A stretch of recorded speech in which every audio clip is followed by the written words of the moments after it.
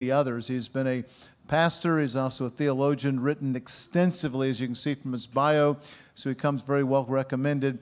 And he'll be speaking about archaeology. That's one of those things that I was always fascinated with as a kid. When I was in junior high school, I loved astronomy and loved archaeology. I don't know why. If my mother, I think she went grocery shopping, and this grocery store gave out the first volume of an encyclopedia. That was A, of course. And we didn't get, that was free the first week. We had to pay for the rest of them over the next 20 weeks, and she didn't do that. So all I had was the one, and I think that's why I like those two subjects maybe. And I went into astronomy, really, I'm serious, partly here at least, because I never could figure out how you became an archaeologist. There are different routes you can take that. Astronomy is a little easier to figure out. But I love archaeology. I'm looking forward to your talk. Come on, Brian.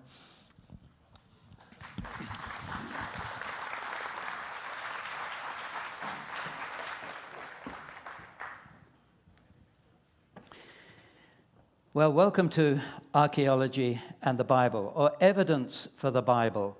You know, one of the things I love about the Bible, or one of the many things I love about it, is that it's full of history. And there are two reasons why I love it for that. One is because it is not just ordinary history. It's full of God's history. It tells us the history of the universe, planet Earth, the human race, what went wrong, how God has planned to put it all right, and then how he did put it right. I love it for that reason.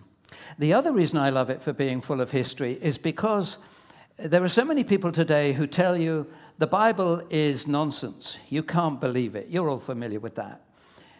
But I love the fact that you can say, but listen, the Bible is accurate history, and because it's full of history, you can check it out. And that's what we're going to do this evening. We're going to check it out. Now, in checking it out, I'm going to be moving fast. So those of you who may want to take notes, you needn't bother to take notes, because I'll tell you how you can remember everything afterwards. You'll forget everything I've said before the end. But we're going to be looking at the subject of, yes, archaeology and the Bible. Archaeology. Well, that might be all right for some people like Danny, but for most people it's a turn-off. Archaeology. Well, it's easy to remember. Archaeology is rubbish. It really is. It's the study of durable rubbish, the leftovers of previous generations and civilizations. When you send stuff in the trash can and it goes down to the landfill site, in 300 years' time, that will be a treasure trove for archaeologists. They'll be digging it up to find out how you lived, what you ate, and what you threw away. They'll love it. So there's a good reason for chucking it in the landfill site. Archaeology and the Bible. Professor Donald Wiseman, who was, until he died a few years ago, was one of the finest archaeologists in the world. He was a worldwide Assyriologist. He said to me once, archaeology, correctly understood, always confirms the accuracy of the Bible. And what we're going to do now is to look at some of those people and events that some people thought never existed. We're going to look at people and events that were dismissed. They were in the Bible, they were nowhere else, and therefore they didn't exist. And we're going to show how, again and again and again, the experts got it wrong. Let's start, not quite at the beginning, but pretty close to the beginning, the global flood. Now, most of you may know that a catastrophic flood is well embedded in the ancient traditions of nations right across the world, including places like Alaska, China, Egypt, Guyana, Hawaii, India, Iran, Mexico, North America, Papua New Guinea, Peru, and Russia. In fact, with the exception of Antarctica, and you might work out why, every continent has flood ideas, traditions. Now, some of them are quite wacky, you know, riding out the flood on the back of a turtle and things like that. But they are all recognizing a flood, even in places where they're a long, long way away from the water. But we're going to go back to the ancient Near East and look at some that are closest in resemblance to the biblical record. Here are two: Atrahasis epic, that was mentioned earlier, and the Gilgamesh epic. Now, let me tell you briefly the story of the Gilgamesh epic. Gilgamesh wants to get immortality, and he meets up with Utnapishtim. And Utnapishtim says, I was told by the god Ea that there was going to be a big flood on the land, and I had to build a big boat. I got the dimensions, and I built the big boat. He built this big 6-decker. He was told to bring representatives of the animal kingdom into the big boat. He was told to bring his family into the big boat, and he rode out a terrifying flood for 1 week. In fact, it was such a terrifying flood that even the gods, the lesser gods, were terrified by it and were afraid. And then eventually he sent out a dove, a raven, and a swallow, and in his case the raven didn't come back, so he knew it hit dry land somewhere, got out, and he worshipped the gods. You can see immediately some similarities. Now that is encouraging, not discouraging, because it means that here is a legend of the flood, and where does it come from? It comes from the more sane version that you find in the biblical record.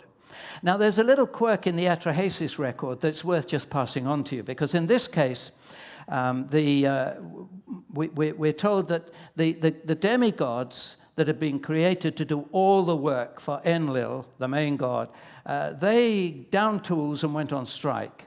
So they had to create the human race in order to do the work that the demigods refused to do. The trouble is, the human race made such a din on earth that it gave the gods a headache. And so they decided they'd have to bring a flood to wipe out the whole of the earth. That was the origin of the flood, a headache among the gods. Now, all this is encouraging because it does at least tell us that right close to the biblical origin of the flood, right there in the Mesopotamian area, where we have the record of a global flood right over the whole of planet Earth, that there were the people were picking up the story as generation went on after generation, and it spread across the world. So when people tell you there are many stories of the flood, don't be fazed by that. Say, yep, I know that. And in fact, isn't that encouraging? Where do you think the idea comes from? It comes right from there in the Bible. Oh, and by the way, don't forget, of course, that Jesus and the prophet Isaiah and the apostle Peter all believed in a global flood that was a fact of history. Let's move on a little bit from that. Did Abraham exist? You see, one of the problems is the only reference we have of Abraham is in the Bible. So he didn't exist. Now, to this day, we don't have any reference to our Abraham outside of the Bible. But we've got some interesting references. This is an inscription desk of the Mari people, of the Mari, the capital of the ancient Amorites. Now, the Amorites are mentioned around 78 times throughout the Old Testament. They come in lists again and again and again. And they were generally enemies of the people of Israel, and they were one of the many tribes that were taken over when the people went into the Promised Land. And the Mari, the great capital of the Maris, was discovered in 1935. And they discovered the 6-acre palace, 600 rooms on 2 levels. But much more important than that was the fact that there were some 20,000 clay tablets, like the one you're looking at, that came to light. And this told us a huge amount of the Ammonite people. Now, the Amorite people were there, roughly speaking, at the time of Abraham. And we learn a lot about their culture. And Professor Daniel Fleming, an expert in the Mari documents, has given us the understanding of so much of the culture of the Amorites that's revealed there. And the names that you find. Names in their documents like Noah and Abraham and Laban and Jacob and Gad and Dan and Levi, and many place names that are there. That are well known in the Bible. Now, those names, those people's names, are not the same people as ours in the Bible, but it shows that those names are very familiar at that time. And the culture is very, very similar to the one that we know is revealed in the book of Genesis. In fact, let me tell you a little bit about the time of Abraham. If you think that Abraham and Sarah were really very primitive people, came from a very primitive society, then stop thinking like that and think again. You're looking at some correspondence, and let me tell you that from that time there are thousands of little clay tablets like this, yes, from 500 years before Abraham even. When Sir Leonard Woolley dug up Ur of the Chaldees, not all of it, but a good bit of it, which was where Abraham started out in life, when he dug it up around about in the 1920s, he discovered that 1 in 5 homes had writing material in them. He discovered that Abraham and Sarah could have lived in a 2-story house with a bedroom, reception room, kitchen, and some primitive plumbing as well. And we know now that these people were skilled in mathematics, they were skilled in quadratic equations, they were skilled in geometry and in algebra, and they knew, wait for it, they had a working knowledge of the theorem of Pythagoras 1,500 years before the Greek philosopher was even born. And you're looking at a writing tablet. Now, there are loads of these. On the extreme left-hand side, you have the letter. You want to send a message. There are thousands of these, and there's many, many tens of thousands, I repeat, tens of thousands, in the museums of our world. The British Museum have got loads as well, and they haven't yet been translated. What might we read yet? There are marriage contracts.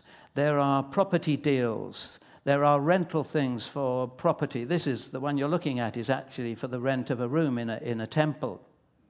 And you simply write it on a piece of clay, back and front. You flip it over like this when you want to turn the page, with a little square-ended spatula, like a lollipop stick, you know. You just punch it in, and you get this little dagger kind of writing. You put it inside the envelope. You slap the top over the top of it. Actually, the letter was put in when it was damp in this case, because it's come out in reverse on the back. And then you seal it round, stick a stamp on it, put it in the envelope, and it gets delivered. Well, maybe. But there are thousands of these. And there are orders for goods. There was trade going on all around the Mesopotamian area in the ancient Near East. There are goods for the orders. There are complaints of the delivery of wrong goods and inferior quality goods 4,500 years ago. Nothing changes. And all that in the time of Abraham. He came from a very, very sophisticated society. And God told him to go out into the desert, not knowing where he was going. And he became a nomad. Oh, and by the way, if you go online and just Google in Abraham's camels, you'll come up with people that still tell you that the Bible is wrong, you see, because Abraham, we are told, had a great herd of camels when he was in Egypt. And we know that camels were not domesticated 2000 BC. Well, really?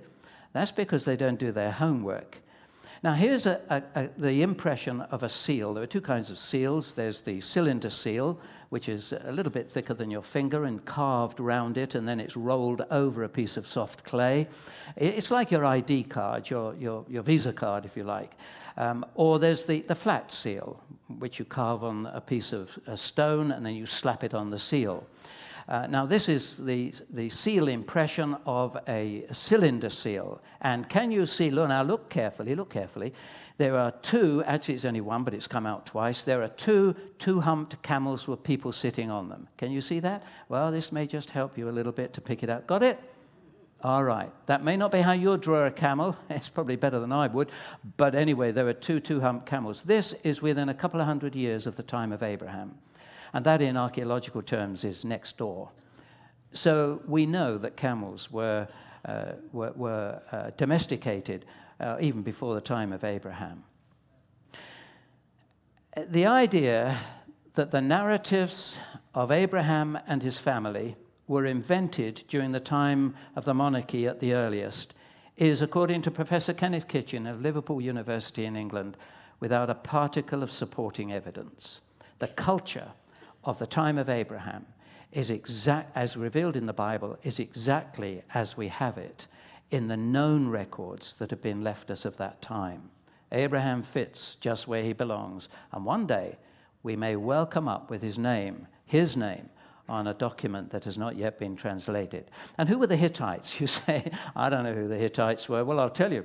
They were a very fierce people.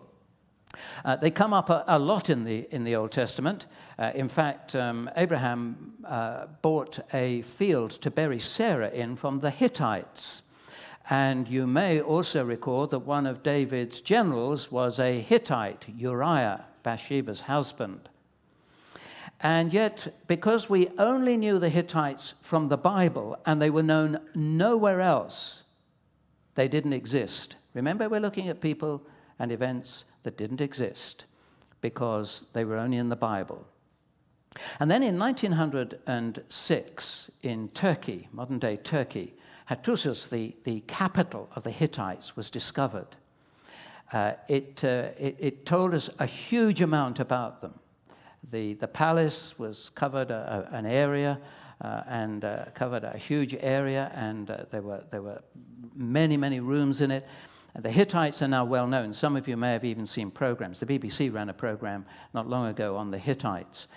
They are very well known. Today, nobody doubts the Hittites. Hey, and more than that, not only was their ancient capital discovered in Turkey in 1906, but we now know that they fought a very famous battle, one of the most famous battles in the ancient world, the Battle of Kadesh in 1274, and it was against Ramesses II, one of the most famous of all the pharaohs of Egypt, and one of the most powerful, and the one who built more monuments to himself than any other pharaoh. And they fought a battle. It was a terrible battle. They fought themselves to a standstill, and they were going to resume it the next day and then realized they'd all run out of steam and they couldn't. So eventually it left to what is considered to be the first peace treaty, known peace treaty in the world.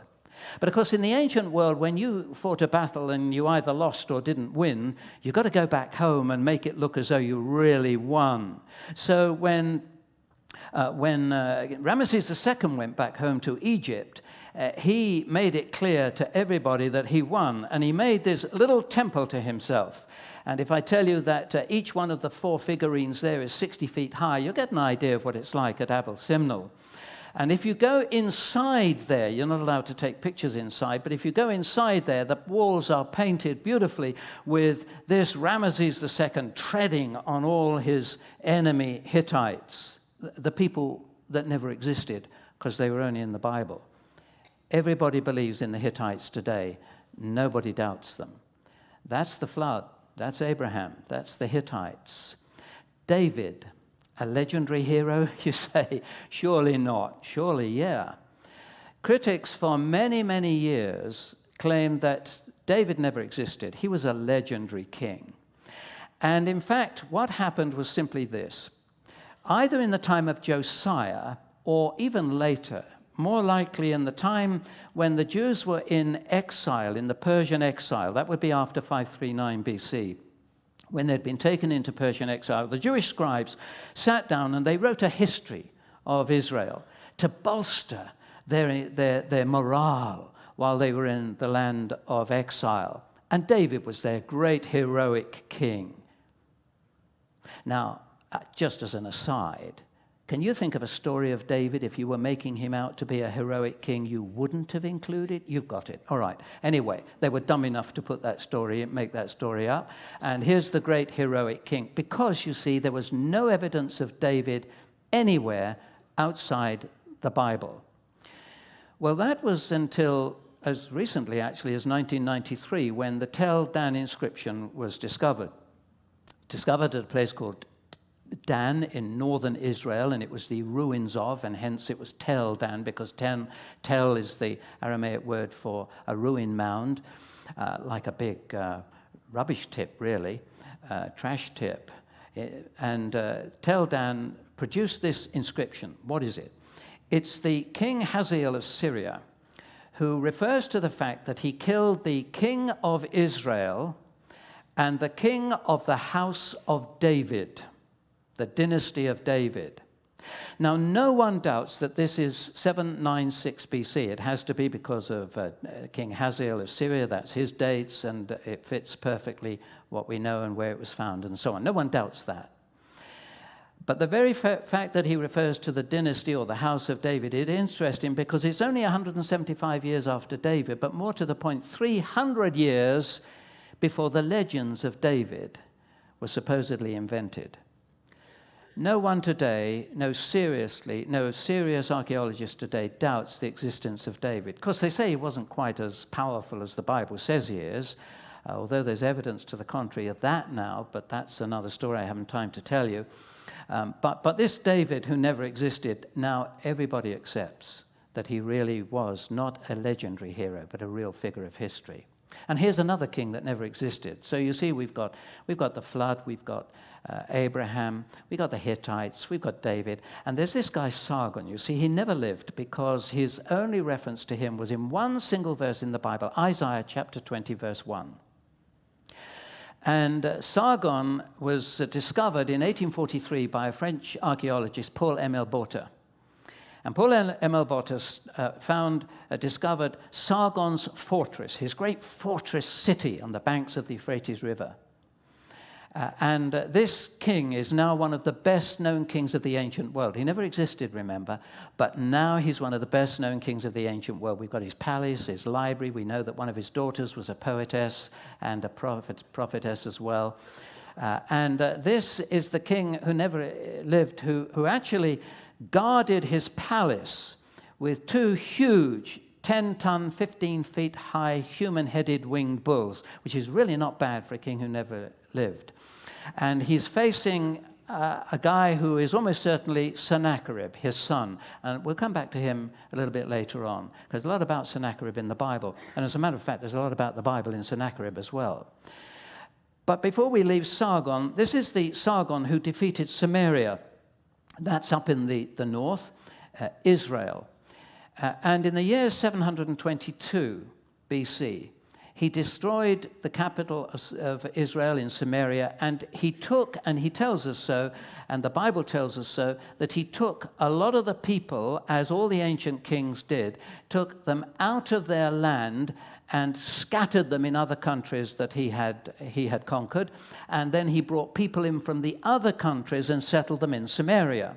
Now, when they came in, and the Bible records this quite clearly, the people brought in with them their false gods, and they stirred that in to the worship of Yahweh, the true God. So the people in the north were people that had a totally mixed religion.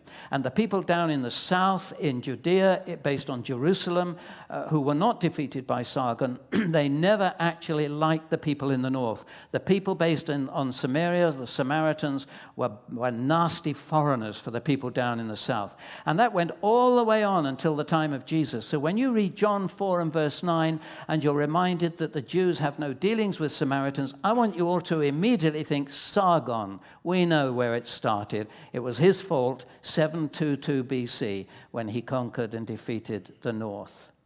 So there we have the flood, we have Abraham, we have the Hittites, we have David, we have Sargon. What about this king who never existed, Belshazzar? Rembrandt, I don't know why he painted the picture of Belshazzar's feast, because Belshazzar only came in the book of Daniel and nowhere else in known history. So he didn't exist either. Figment of the writer's imagination. Is that all we can say about him? Well, it's even worse than that, you see, because the Bible implies that Belshazzar was the last king of Babylon when the Persians broke in 539 BC, when they broke into Babylon. It was a bloodless entry, actually, because people hated the king. But the problem is, we knew who the king was. The last king of Babylon, was actually Nabonidus. Here he is, worshipping three of his gods. The last king of Babylon was Nabonidus, and yet the Bible says that the king in Babylon at the time the Persians broke in 539 was Belshazzar. It's got to be wrong, hasn't it? Well, that was until the British consul in Basra, and you all know where Basra is, actually discovered the remains of a temple that had been repaired and dedicated to the moon god. His name was Sin, but that's not our word Sin. That's just his name. And he had left 4 time capsules. Here's one of them. They're nowhere near as big as this. They're only about that big, actually, little clay barrels. And it was 4 identical time capsules. And he had a prayer for himself, of course, and he added and Belshazzar, my firstborn, the offspring of my heart. So now, because we found Belshazzar on a lump of clay, we're allowed to believe him in the word of God in the Bible. But wait a moment. Then who's right and who's wrong? I thought we knew that Nabonidus was the last king of Babylon. Well, this is exactly what historians and archaeologists now know. Nabonidus had been away in Arabia fighting battles for the last 10 years, and he had put his son Belshazzar on the throne as de facto king, and he was on the throne in Babylon, and he was having a whoopee time when, in fact, he saw that writing on the wall, and Daniel interpreted it for him, translated it for him, Mene, mene, tekel, upharsin, you've been weighed in the balances and found wanting, and that very night, the enemy broke in, and Belshazzar was killed. So actually, when Daniel was made third ruler in the kingdom as a result of that, number one, it was a very short-lived honor, and number two, we now know why he was the third ruler, because Nabonidus was number one, Belshazzar was number two, Daniel could only be number three. Fits perfectly. Remember what we're doing? We're looking at some people and events that supposedly never existed. We've got the flood, we've got Abraham, we've got the Hittites, we've got Sargon, we've got David, and we've got Belshazzar. What about this place, Nineveh, the magnificent capital of Assyria in the time of Sennacherib, the king we've just been thinking about earlier? The problem is, when the Babylons destroyed it, they destroyed it so well that it just disappeared. So where on earth was it? Is it? Or was it ever? In fact, until the 19th century, they were beginning to believe that maybe there never was a place because, you got it, it was only found in the Bible. Well, the problem was compounded because two little prophets in the Bible, Nahum, he's very small, you'll find him, I promise you he's there, and Zephaniah, he's there as well, he's a bit bigger, but you'll find him. They prophesied of Nineveh. Nahum said, Nahum 3:15, their fire will devour you. And Zephaniah, God said Nineveh would be made a desolation, a dry waste like the desert. And that is exactly what happened. And we now know that because when Nineveh was eventually discovered in 1847 by Austin Henry Laird, an English archaeologist, the whole city came to life. And the burnt walls, fire-blackened walls, you can see right there in front of you, where the scorching of the walls of the intense heat.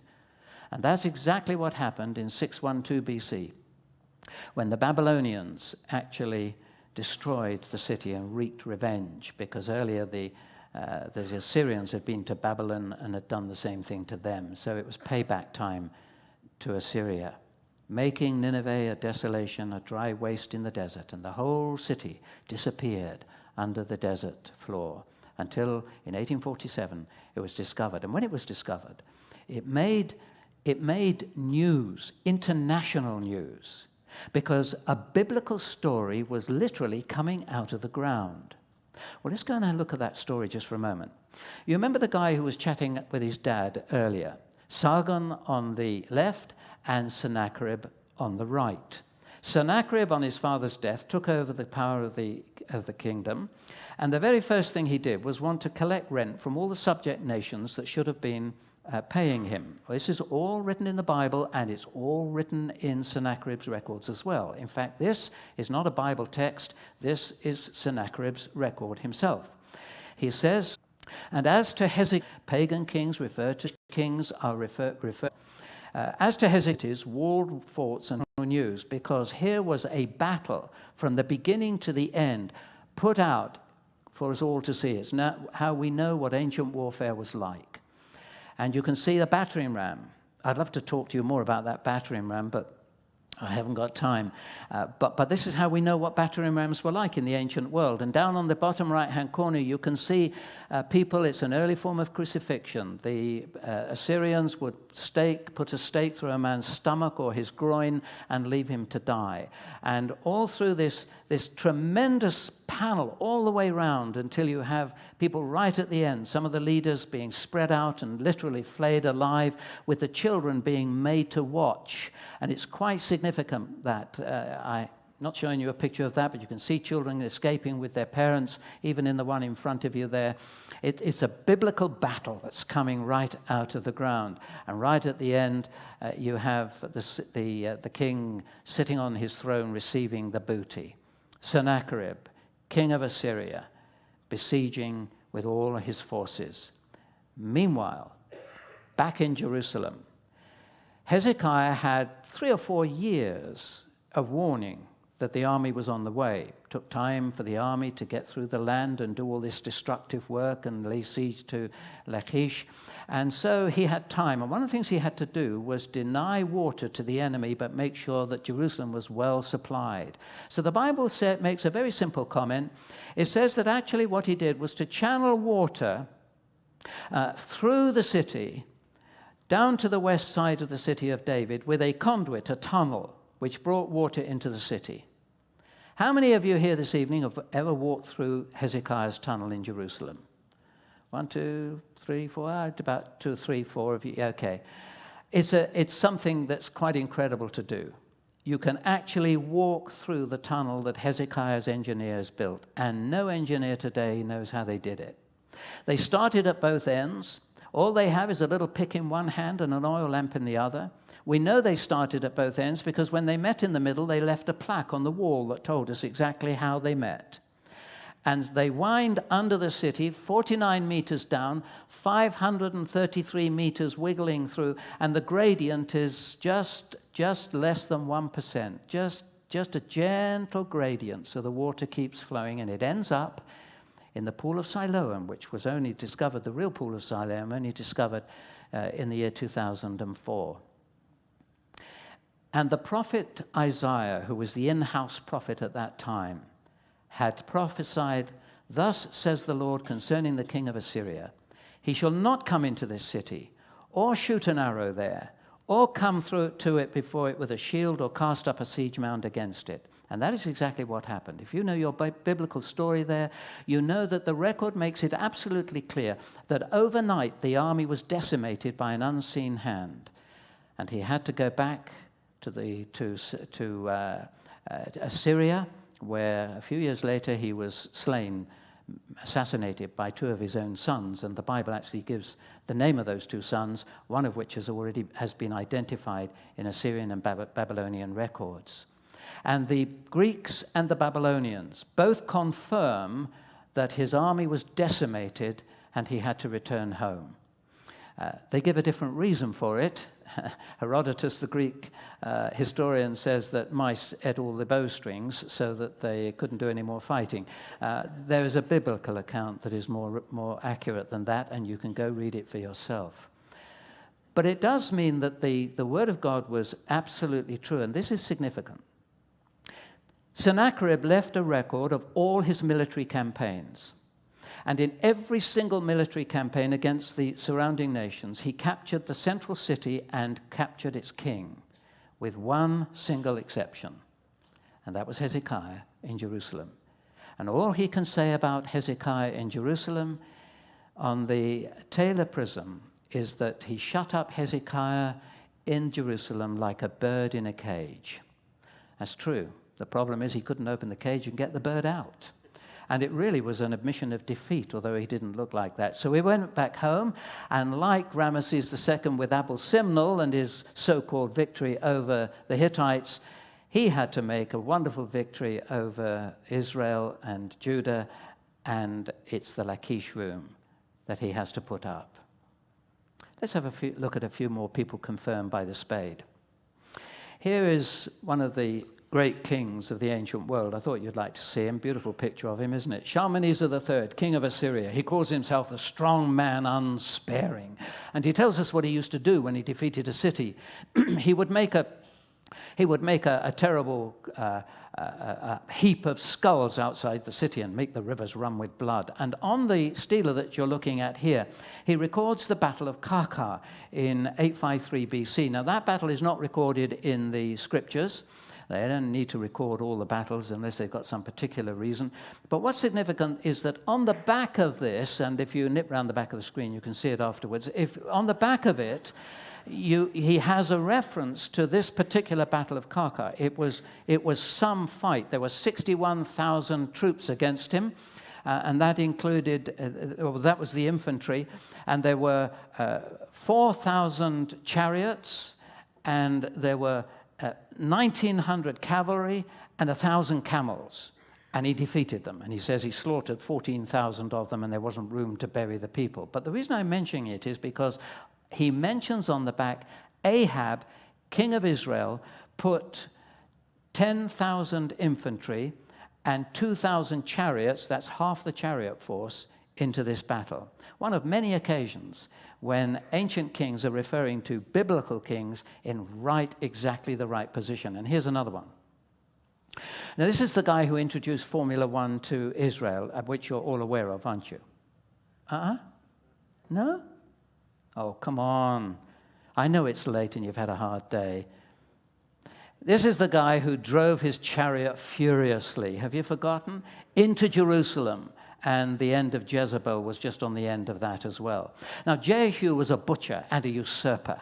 He'd butchered his way to power, usurped the throne of Israel. He needed a few friends to keep on side. And who better than the big guy himself, Shalmaneser III?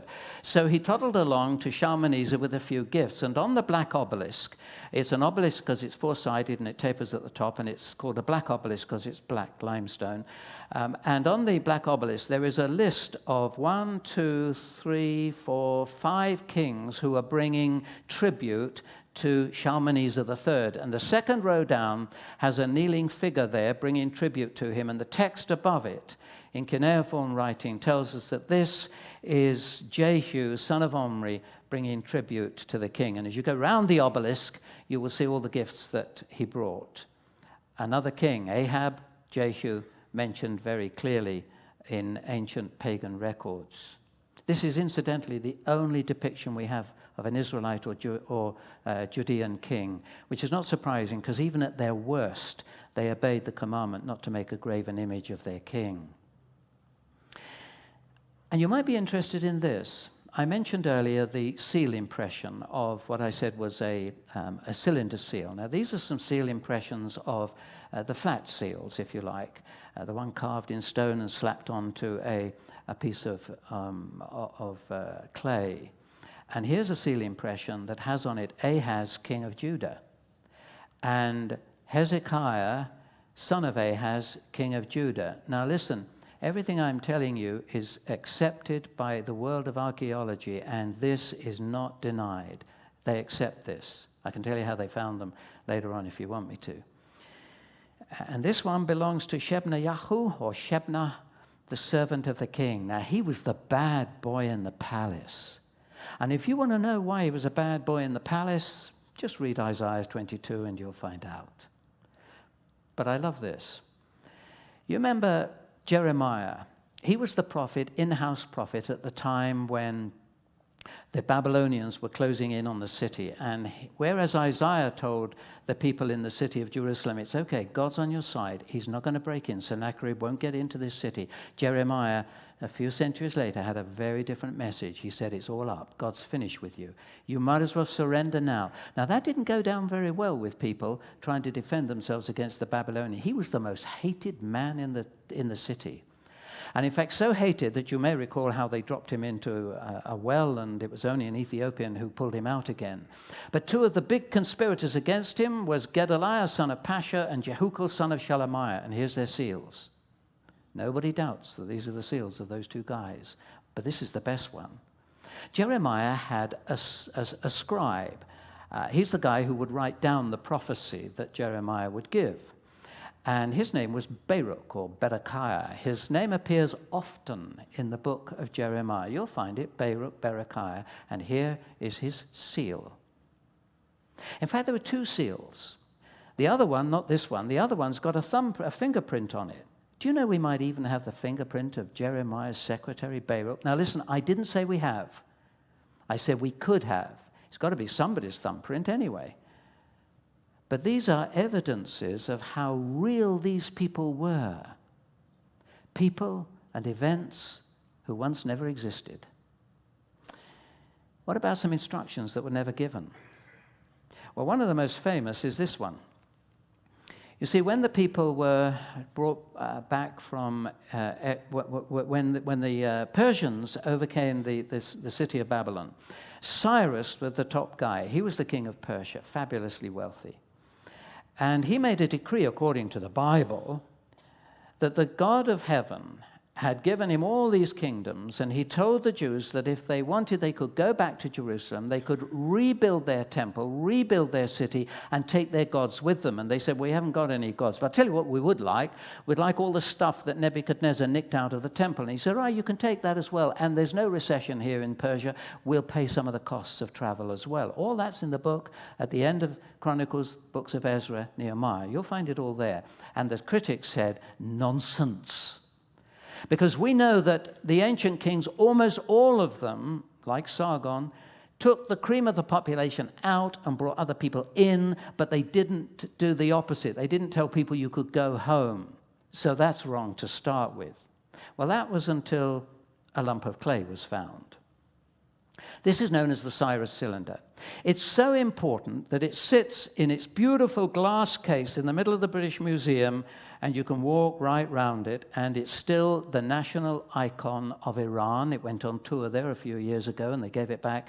It's a replica is in the headquarters in New York of the United Nations. It's been translated into all 27 languages of the UN, the official languages. And why? Because they consider it's the world's first, earliest charter of freedom. In fact, it's compared with our English Magna Carta. I think there's a bit OTT, frankly, but if they want to believe that, that's fine with me. And why? Well, I'll tell you why.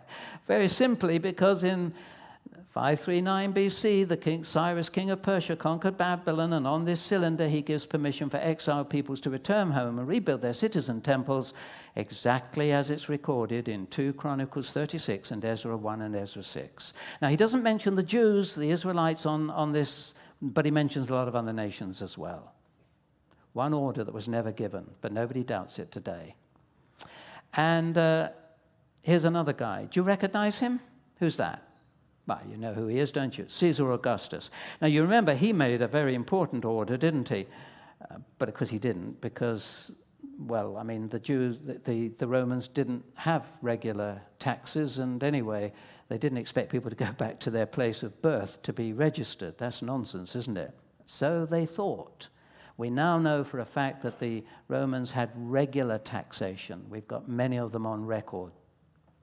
And more to the point, here is a census order from the Roman governor of Egypt in the year 104 AD. That's in the time of Trajan. And he's ordering all men to return to their homes for a census. That's exactly what was commanded in the record that's there in Luke's Gospel. Just a few more people confirmed by the spade. This is, I think, interesting, because if you go to the ruins of the theatre at Corinth today, there's a marble pavement in front, and there's an inscription on it, and it says, Erastus, the city treasurer, laid the pavement at his own expense. And when Paul is writing to the Romans, he's writing from Corinth, and this is one of the greetings he gives. He says that Erastus, the city treasurer, is sending greetings. Now, the city treasurer and the word that is used in the inscription is not identical, but it's the same position with a financial responsibility. This is almost certainly the Erastus in Paul's letter to the Romans, and the one who laid the pavement. And one of the reasons for that is that according to the Greek lexicon of proper names, only 1 in 1,100 men would have the word name Erastus. Not a common name like Brian, but it was a very unusual name. We almost certainly have a reference here to the biblical Erastus. But what is unquestionable is that when Paul and Barnabas wound up on Cyprus at Paphos, Luke, recording it, tells us that Paul was a man, that Sergius Paulus was the Roman governor at that time. And he was, he says, a man of intelligence. Well, of course he was, because he accepted the gospel. And an inscription discovered in 1877 near Paphos on Cyprus confirms that Sergius Paulus was proconsul in AD 47, exactly at that time when Paul and Barnabas would have been there. I want briefly to introduce this guy to you. Now, an archaeologist is really a scholar with a bucket and spade. And Professor William Ramsay, who was professor at Oxford and Aberdeen, he gained 3 honorary fellowships, 9 honorary doctorates. He was knighted in 1906 and gained the Victorian Medal of the Royal Geographical Society for his work in archaeology of Asia Minor, that is modern-day Turkey, at the time Luke wrote his Gospel and the Acts of the Apostles. Now, he was not a fool. He was a sharp guy. But what's interesting with William Ramsay was that when he began his training and his studies, he went to Germany, to Tübingen, and he studied under some of the greatest German critics of the day. And they told him, if you go to Asia Minor and you start digging up Asia Minor, you will discover that the Gospel of Luke and the Acts of the Apostles don't figure in history. They'll be wrong everywhere. So he went with that in his mind. He believed that he would find out that actually Luke, if he was the writer of Acts and the Gospel, would be wrong everywhere. This was his conclusion at the end of his studies. You may press the words of Luke in a degree beyond any other historians, and they stand the keenest scrutiny and the hardest treatment. Christianity did not originate in a lie, and we can and must demonstrate this. Now, his work has never to this day been exceeded. It's interested in some critical books, you don't get a reference to him, and I'll tell you why you don't get a reference to him, because he's already answered their criticisms, and they don't want anybody to do that. You're familiar with that kind of approach. Luke was a very accurate historian. You can do the sums yourself. These are mine, but you can do them yourself and check it out. In the Gospels and Acts, Luke refers to 117 living people by name, 114 towns, provinces, islands, seas, and other identifiable places, 25 political, military, social, or religious events that are well known to history. He refers to the famine in Acts 11, the famine in Judea, the expulsion of the Jews from Rome under the Emperor Claudius in Acts 18, and both of those are found in first century texts. Luke was a very accurate historian, and he wanted people to check him out. He was quite happy for that. That's why he was prepared to give names. He said, if you don't believe this, go and ask them, go and check it out. Luke must have kept a notebook. You say, a notebook in the first century? Well, yes, here's a first century notebook. Now, here's a good idea. Take a slither of wood, or if you prefer, parchment, punch a couple of holes. Actually, this one's got 4 holes, 2 on each side. Punch a couple of holes in the bottom, put a ring through it, and guess what you've made? A ring binder, a notebook. Now, the Greeks didn't have any name for this, so they stole the Latin word membrane. And when Paul was writing to Timothy, you remember he said, will you bring me the scrolls and the parchments? The word parchments he uses there is not a Greek word at all, though the rest of the letter to Timothy is in Greek. It's a Latin word, membrane. Paul was using a notebook. People were literate. People were writing. People were keeping notes. And there is no reason at all why the gospel writers should not have been keeping notes at the time that Jesus was alive. And many other people would have been doing the same. This whole idea of oral tradition, going on, Chinese whispers, the argument, it just is nonsense. There were notebooks surrounding in the first century. The Apostle Paul, in one of his letters, wrote very movingly, remember Jesus Christ risen from the dead, as preached in my gospel, for which I am suffering. If we have died with him, we will also live with him. If we endure, we will also reign with him. And the early Christians knew what it was to suffer for him. Here on this piece of marble is a crude carving of a donkey-headed man spread-eagled on a cross. And beside it in misspelt Greek, are the words, and there's a little man standing there with his hand up in worship, are the words, Alexamenos worships his God. You see, the early Christians were often called asinari, donkey people, because Jesus rode a donkey into town, and hence the mocking piece of graffiti, a donkey-headed man on a cross. Maybe you couldn't see it very easily. I've picked it out for you here. Got it? But what I love is this. Underneath, in perfect Latin, somebody has written, Alexamenos is faithful. And I love to think that maybe at night, Alexamenos himself slipped out under the cover of darkness and completed the graffiti. You can mock, you can laugh, but Alexamenos is faithful. He's worshipping his crucified Lord. And one of the most moving pictures I think you'll ever see is this one called The Christian's Last Prayer. I want you to look at it carefully. You see the Christians kneeling there in prayer. There's an elder praying. There are women. Look carefully. There are children. And the lions and wild beasts are about to be set on them. What you haven't yet noticed is that all around there are Christians burning on stakes. Tacitus, the Roman historian, tells us that Nero actually ordered this kind of thing, illuminated his garden parties with burning Christians. They were prepared to suffer as our suffering brothers and sisters are across the world today because they believed passionately in the death and the resurrection of Jesus Christ. If you go to the Garden Tomb in Jerusalem today, as some of you doubtless will have been, you'll see there's a tomb there. Don't let them tell you that it's the tomb Jesus was buried in, because it isn't. It's actually older than that. Jesus was buried in a new tomb, 1st century. This is older than that. But it's very much like it. You can go inside, you can see where the body would have been laid, and as you turn around and come out again, you'll see there's a note on the side that says, he's not here, for he is risen. You see, the resurrection of Jesus Christ demonstrates who he is and what he came to do.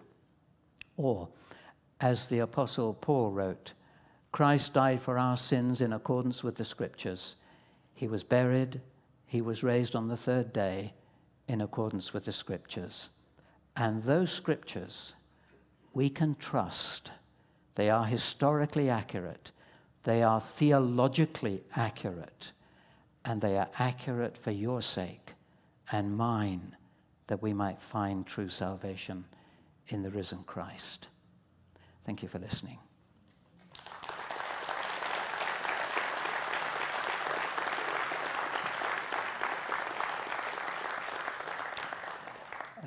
We were to have a slide that came up with the book I'm going to recommend, but it seems to have got lost somewhere, but I don't mind because I was going to recommend it personally anyway. Just to tell you about this book and its history, Clive Anderson, my colleague Clive Anderson and myself have been taking for many years people around the British Museum in a British Museum tour. There's 5 of us that do it now. And in fact, over the years, we've taken